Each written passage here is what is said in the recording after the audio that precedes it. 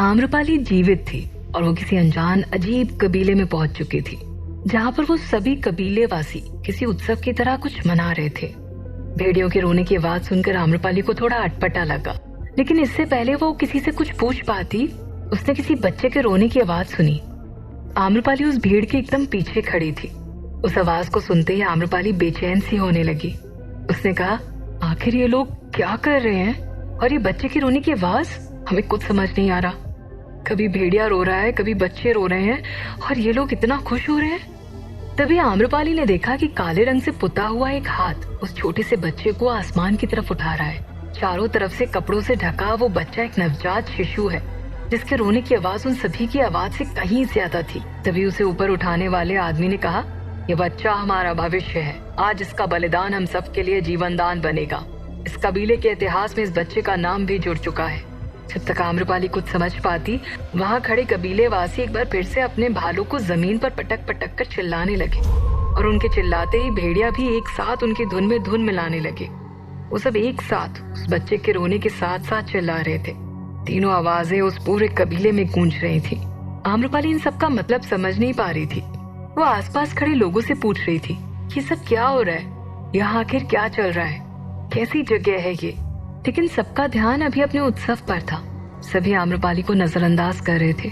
तब एक औरत ने आम्रपाली की तरफ घूरते हुए कहा, ए लड़की, ये हमारा त्योहार है और तुम चुपचाप अभी यहीं खड़ी रहो। हमारी प्रथा पूरी हो जाने दो, उसके पश्चात हम तुम्हें सब कुछ बताएंगे। अपने सवालों के जवाब जानने के लिए आम्रपाली को उस वक्त शांत रहना ही ठीक लगा। वैसे भी उसके शरीर में इतनी कमजोरी थी कि वो ज्यादा कुछ बोल नहीं पा रही थी। आम्रपाली उस भीड़ के पीछे जाकर खड़ी हो गई। इसी दौरान एक औरत की आवाज सुनाई पड़ी। वो उस बच्चे को बचाने के लिए गुहार लगा रही थी। वो चिल्ला रही थी, छोड़ दीजिए मेरे बच्चे को, छोड़ दीजिए मेरे बच्चे को। 12 वर्ष पश्चात मुझे संतान प्राप्त हुई है, इसे मत मारिए इसे। कहते हुए वो औरत हर किसी के सामने जा जाकर गुहार लगा रही थी, लेकिन कोई भी उसकी नहीं सुन रहा था। ये आवाज इतनी ज्यादा करुण थी कि कोई भी उसकी आवाज सुनकर रो पड़े। ये आवाज सुनते ही आम्रपाली तुरंत चौकन्नी हो गई। उस भीड़ को चीरते हुए आगे की तरफ बढ़ने लगी। उसके शरीर में ताकत नहीं थी, फिर भी वो आगे की तरफ बढ़ रही थी। उसने खुद से कहा, कहीं ये लोग इस बच्चे की बलि तो नहीं चढ़ा रहे? फिर किस बलिदान की बात कर रहे होंगे ये लोग? आम्रपाली वहां पहुंची भी नहीं थी कि देखते ही देखते उस बच्चे की रोने की आवाज एकदम से बंद हो गई। इसके साथ साथ वो महिला जो कि उसे बचाने के लिए लगातार चिल्ला रही थी, वो एकदम से शांत हो गई। एक पल के लिए वहां चारों तरफ सन्नाटा पसर गया। चारों तरफ शून्य की शांति महसूस हो रही थी। आम्रपाली भी एक पल के लिए वहीं रुक गई। अगले ही पल एक बार फिर से उस भीड़ की आवाज सुनाई पड़ी, हमारे देवता इसी तरह हम पर कृपा बनाए रखें। इस बच्चे की आत्महत्या हमारे कबीले की सुरक्षा करे। ये सुनते ही आम्रपाली की बेचैनी बढ़ गई, और तभी उसे दिखाई दिया कि उन सबके बीचों बीच 3 भेड़िए खड़े थे, जो कि सफेद, काले और भूरे रंग के भेड़िए थे। उन्हें देखकर आम्रपाली की आंखें चौड़ी हो गईं। वो स्तब्ध थी। उसने कहा, भेड़िए? ये लोग भेड़ियों के साथ उत्सव मना रहे हैं। तभी उसके बगल में खड़ा एक कबीलेवासी अपने कर्कश स्वर में कहता है, हाँ, ये हमारे देवता है, लेकिन तुम चुपचाप शांत खड़ी हो जाओ, अन्यथा बेवजह मारी जाओगी। हमारी इस प्रथा के दौरान कोई भी अपनी जगह से नहीं हिलता, लेकिन मुखिया ने मना किया है, इससे तुम अभी तक जीवित हो। कहते हुए वो आदमी ने जब अपने मुखिया की तरफ देखा तो आम्रपाली भी उस तरफ देखने लगी। उन तीनों भेड़ियों के सामने एक बुजुर्ग आदमी था। उसके बाल सफेद थे, लेकिन उसके पूरे शरीर पर काला रंग लगाया हुआ था। उसे देखकर कोई भी बता सकता था कि वो वहाँ का एक खास आदमी है। तभी आम्रपाली की नजर उस आदमी के हाथ में मांस के टुकड़े पर गई, जिन्हें वो भेड़ियों के सामने बड़े आदर के साथ रख रहे थे। मांस के टुकड़े रखते ही भेड़िए तुरंत उसे खाने लगे। उस आदमी ने घुटने टेककर उन तीनों को प्रणाम किया और फिर वापस से खड़े होकर सभी कबीले वासियों की तरफ इशारा करते हुए एक विचित्र सी आवाज निकालने लगा। उसके पास एक औरत बैठी हुई थी, जिसके आंख के आंसू अब सूख चुके थे। वो सामने की तरफ अपलक देखे जा रही थी। ये सब कुछ देखकर एक बार फिर से वो उन भेड़ियों की तरफ देखने लगी, जिन्होंने एक बार में पूरा मांस खा लिया था। उन्हें देखकर आम्रपाली ने कहा, किसका मांस है? उसके बगल में खड़ी एक औरत क्रूर तरीके से कहती है, उस बच्चे का। और किसका? ये सुनते ही आम्रपाली के पैरों तले जमीन खिसक गई और वो वहीं बेहोश होकर गिर पड़ी। एक तरफ आम्रपाली एक कबीले में थी जहाँ पर अजीबोगरीब प्रथा चल रही थी, तो दूसरी तरफ युवराज स्वर्णसेन और सरना मगध की सीमा के बाहर आ चुके थे। सीमा के बाहर आते ही चलते चलते सरना रुक गई। उसके रुकते ही युवराज भी वहीं रुक गए और दुविधा में आते हुए उससे पूछते हैं, क्या हुआ सरना, क्या सोच रही हो? अभी हमारे पास रुकने के लिए वक्त नहीं है, भीम गांव पहुंचकर आराम कर लेना। सरना गहरे चिंतन में थी। काफी सोचने समझने के बाद उसने कहा, युवराज, सम्राट ने अंतेनाग को पहले ही कौशिकी नदी के किनारे आम्रपाली को ढूंढने के लिए भेज दिया है। अब यदि हम भी वहीं जाएंगे तो सिर्फ समय की बर्बादी होगी और देवी आम्रपाली किसी को नहीं मिल पाएंगी। तब युवराज ने कहा, तो इसके अलावा हमारे पास और क्या उपाय है? हो सकता है अंतेनाग या फिर किसी को वो जगह ना ही दिखी हो जहाँ हम पहुंच पाए, और जो भी हो शुरुआत हमें वहीं से करनी होगी। तब सरना ने कहा, नहीं युवराज, ऐसा नहीं हो सकता, क्योंकि अंतेनाग एक ऐसा इंसान है जो वो काम लेता है वो उसे पूरा करके ही रहता है। यदि हमारे ढूंढने से पहले उसे देवी आम्रपाली मिल जाती है तो वो बहुत अच्छा है, लेकिन सम्राट ने पहले ही उसे वापस बुला लिया है, क्योंकि मगध में उन्हें उसकी आवश्यकता है और अंतेनाग और विशाखा पर भरोसा करने के अलावा वो किसी और पर भरोसा भी नहीं कर सकते। यदि मगध आने से पूर्व अंतेनाग को देवी आम्रपाली नहीं मिली तो हमें सोच समझ कर कदम रखना होगा, वरना अंतेनाग की तरह हमारे हाथ भी खाली रह जाएंगे। सरना की बातें सुनकर युवराज ने असमंजस्य में आते हुए पूछा, तो फिर तुम्हारे दिमाग में क्या चल रहा है? तुम साफ साफ कहो कि तुम क्या करना चाहती हो, कहाँ जाना चाहती हो, वहीं से हम शुरुआत करते हैं। तब सरना ने युवराज को याद दिलाते हुए कहा, युवराज, आपको याद है पिछले 3 माह पूर्व जब एक व्यापारी के बच्चे को कुछ लुटेरे उठाकर ले गए थे, तब उसने पूरे वैशाली में हंगामा कर दिया था और फिर उस बच्चे को ढूंढने हमें जाना पड़ा था। उसे याद करते हुए युवराज ने कहा, हाँ, हम उसे कैसे भूल सकते हैं। उस व्यापारी ने महाराज का चैन से बैठना मुश्किल कर दिया था और तुमने भी उसे 1 सप्ताह के अंदर ढूंढ लिया था। तब सरना ने झट से कहा, हाँ, तो आपको पता है उसे हमने इतनी जल्दी कैसे ढूंढा था? तब युवराज ने उत्सुक होते हुए कहा, नहीं, पर हमारे मन में सवाल था, लेकिन हमने आपसे पूछा नहीं।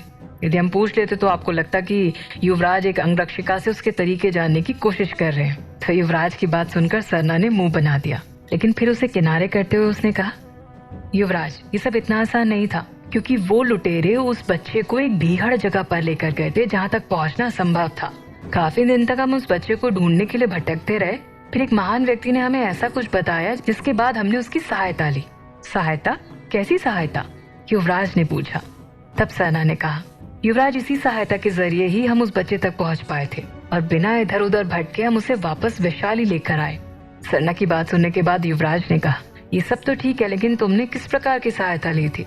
तब सरना ने कहा, युवराज, हम एक ऐसे महर्षि को जानते हैं जो महान ज्योतिष है। वो अपने निमित्त शास्त्र के अनुसार हमें बता सकते हैं कि देवी आम्रपाली हमें किस दिशा में मिलेंगी। लेकिन युवराज को इन सब पर बिल्कुल भी भरोसा नहीं था और उन्होंने इनकार करते हुए कहा, नहीं सरना, हमारे पास इतना वक्त नहीं है कि हम किसी के अनुमान के हिसाब से चले। यदि उनका ज्योतिष गलत हुआ तो हम फिर से वहीं आ जाएंगे जहाँ से हमने शुरू किया था। लेकिन सरना ने सुझाव देते हुए कहा, युवराज, आप बेवजह चिंतित हो रहे हैं। पहले हमें भी ऐसा ही लगा था, लेकिन उन्होंने जो हमें नक्शा दिया था उस पर जाने के अलावा हमारे पास और कोई विकल्प नहीं था, क्योंकि हमने पहले ही उसके आसपास की सभी जगहों पर उस बच्चे को ढूंढ लिया था। लेकिन उनके नक्शे के अनुसार जब हमने चलना शुरू किया तो बालक हमें मिल गया और इस बार भी हम चाहते हैं कि उन पर यकीन करके देखें। अन्यथा वैसे भी हम इधर उधर भटक ही रहे हैं। भटकने से अच्छा है कि हम उनकी सहायता ले लें। सरना की बात सुनकर युवराज गहरी सोच में डूब गए। उनके चेहरे के भाव बता रहे थे कि उन्हें अभी भी इस पर ज्यादा भरोसा नहीं है, लेकिन फिर भी उनके पास कोई दूसरा विकल्प नहीं था। इसलिए उन्होंने कहा, ठीक है, यदि तुम कहती हो तो एक बार इसे अपना कर देख लेते हैं, लेकिन सिर्फ एक बार। इसके बाद यदि देवी आम्रपाली नहीं मिलती हैं तो फिर तुम्हें हमारे अनुसार चलना होगा। सरना ने हाँ में सिर हिलाते हुए कहा, ठीक है, हमें आपकी शर्त मंजूर है। इसके बाद वो दोनों सरना के हिसाब से उस महर्षि से मिलने चले गए।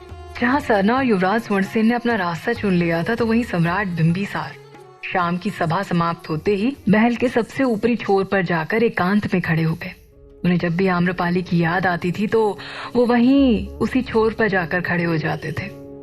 तो उसकी तरह आज भी वो वहीं खड़े थे और पूरे मगध की तरफ अपनी गंभीर नजरों से देख रहे थे। उनका मन तो मगध में था, लेकिन हृदय आम्रपाली के पास। एक अजीब सी घुटन अंदर ही अंदर उन्हें खाए जा रही थी। तभी अंतेनाग वहां पर आया। उसने सम्राट का अभिवादन करते हुए कहा, सम्राट की जय हो। अंतेनाग को वहां देखकर सम्राट ने तुरंत बिना वक्त गवाए उससे आम्रपाली के बारे में पूछा और कहा, आम्रपाली का कुछ पता चला अंतेनाग? आम्रपाली का नाम सुनकर अंतेनाग ने अपनी नजरें नीचे झुका ली और कहा, क्षमा कीजिएगा सम्राट, कौशिकी नदी के पूरे चप्पे चप्पे को हमने छान मारा, परंतु देवी आम्रपाली का कुछ भी पता नहीं चला। लेकिन विशाखा उन्हें अभी भी ढूंढ रही है। परंतु सम्राट, एक बात कहना चाहूंगा, हमें नहीं लगता कि देवी आम्रपाली अब कहीं भी हमें वापस मिल पाएंगी। अंतेनाग की बात सुनकर सम्राट ने कुछ भी नहीं कहा। सम्राट की खामोशी देखकर अंतेनाग ने उनसे पूछा, लेकिन सम्राट, आपने हमें वापस क्यों बुलाया? तब सम्राट ने कहा, क्योंकि सरना और युवराज स्वर्णसेन आम्रपाली को ढूंढने के लिए निकल चुके हैं और हम चाहते हैं कि तुम और विशाखा यही मगध में रहो, ताकि आम्रपाली यदि मगध आए तो हमारे शत्रु उन्हें हमसे दूर ना कर सके, क्योंकि किसी का यहाँ पर रहना अत्यंत आवश्यक है और विशाखा और तुम्हारे अलावा कोई भी हमारा कार्य नहीं कर सकता। इतना कहकर सम्राट वहां से चले गए, क्योंकि अंतेनाग की बातों ने उनके हृदय पर घाव कर दिया था। आज तक अंतेनाग ने कभी भी किसी बात को नकारात्मक नहीं लिया था, लेकिन आम्रपाली को लेकर उसने इतनी बड़ी बात कह दी थी जिसे सम्राट के लिए अपने दिमाग से निकाल पाना मुश्किल हो रहा था।